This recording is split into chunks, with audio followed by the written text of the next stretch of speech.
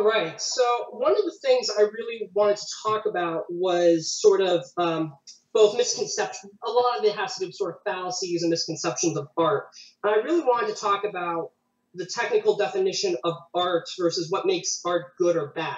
Because I was always brought up thinking that good to great art on that scale, so like from 80 to 100, was anything. I always thought I had three criteria: anything that made you think, anything that was memorable, and anything that was original.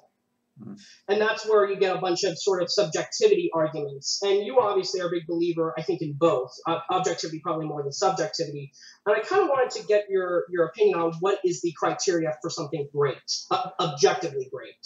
Well, I mean, throw out originality because, I mean, yes, you can have an original particular take, but, you know, given the fact that human civilization, as far as we know it, and writing particularly, and art in the sense of more than just, you know, painting mammoths on a cave wall, is probably anywhere from 6,000 to 8,000 years old.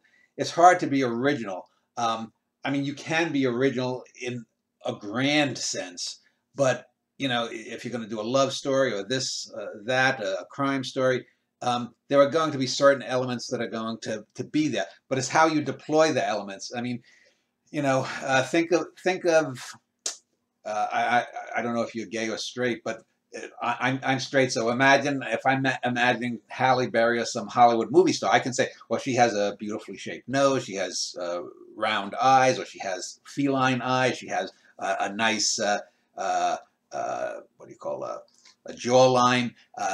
You know, she has a figure eight body, and I can take, you know, 9 or 10 of these qualities and say, well, there are other women that have just as nice as body, just as nice a jawline, but it's the way they all go together on Halle Berry or whatever starlet you might be interested in that makes her uniquely that person or that image. And it's the same thing in art. You can have, you know, whether it's Moby Dick or before we were recording, we were talking about a few filmmakers like Ingmar Bergman or Yasujiro Ozu. They have certain things that go in to that art form or their art forms, and they do things very well. But greatness in and of itself is always going to have that element that is ineffable. There's always going to be something that you're missing. And one of the things I've always said to a lot of artists is, when you're studying art and if you want to parse apart a poem or a film scene or a musical phrase or whatnot, to do so is good, but you have to. No, I forgot my mind just went.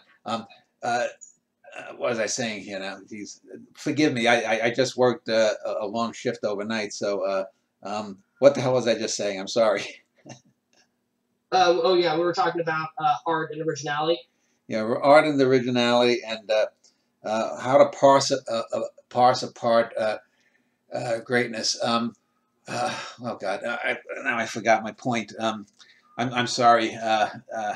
It'll come to you. Ask me.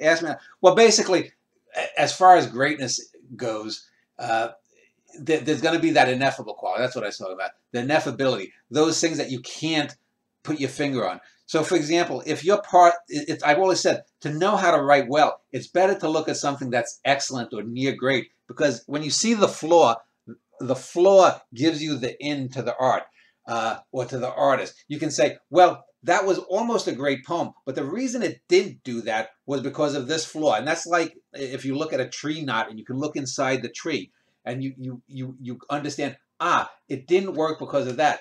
But sometimes when you're engaged with something that's just so stupendously great, let's say you're talking a Rembrandt self-portrait.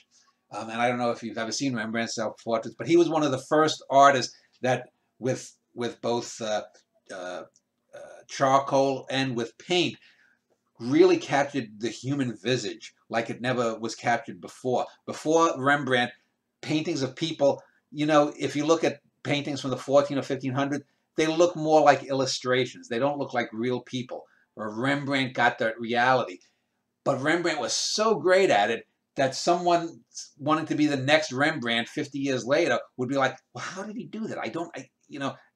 Uh, and the same thing with something like Bergman's films, or a novel like Moby Dick at its best. It's difficult to get into it and understand it and break it apart that you would, say, if you were a scientist. So greatness has that thing that is hard to define in some instances. You might be able to define 95% of it, but there's always that one piece or two pieces that bring you back, and every time you engage that piece of art, you are getting something new, and it's because there is that something that is so hard to get. So hopefully that will suffice as first answer.